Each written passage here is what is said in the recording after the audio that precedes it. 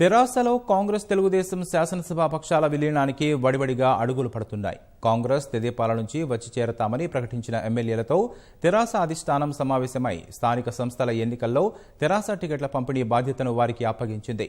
కాంగ్రెస్ మాత్రం విపక్ష హోదా కోల్పోతుందనే ప్రచారాన్ని కొట్టిపారేసింది.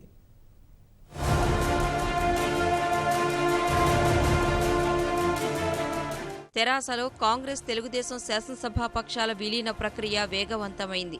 కాంగ్రెస్ శాసనసభాపక్ష విలీనానికి 13 మంది సభ్యులు అవసరం కాగా మరో 3 ఎమ్మెల్యేలు తెరాసలో చేరుతున్నందున అవసరమైన బలం చేకూరుతుందని ఆ వెంటనే సన్నాహాలు పూర్తవుతాయని అధిష్టానం వెల్లడించింది. ఈ మేరకు 11 మంది కాంగ్రెస్ తెదేపా ఎమ్మెల్యేలతో తెరాస అధిష్టానం చర్చలు జరిపింది. రూపొందించిన కార్యాచరణ ప్రకారం 13 మంది ఎమ్మెల్యేలు 2 రోజుల్లో ముఖ్యమంత్రి కేసీఆర్తో సమావేశం కానున్నారు.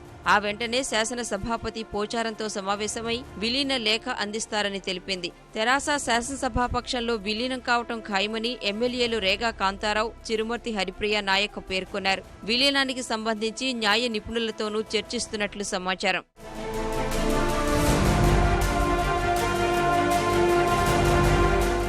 ముగ్గురు శాసనసభ్యులు ఇవాళ రేపు కాంగ్రెస్ పార్టీని వీడతారని జరుగుతున్న ప్రచారాన్ని కాంగ్రెస్ రాష్ట్ర నాయకత్వం కొట్టిపారేసింది.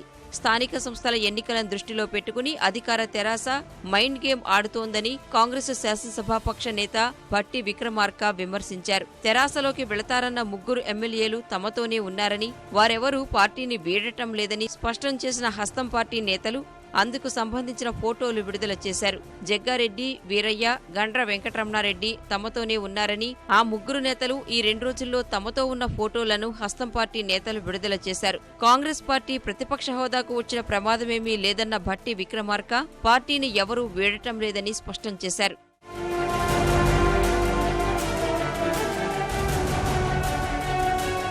కాంగ్రెస్ విపక్ష హోదాను గల్లంతు చేసేలా తెరాస వ్యూహాలు సిద్ధం చేస్తుండగా అలాంటిదేమీ లేదని హస్తం పార్టీ నేతలు గట్టిగా చెబుతుండడం అందరిలో ఉత్కంఠ రేపుతోంది.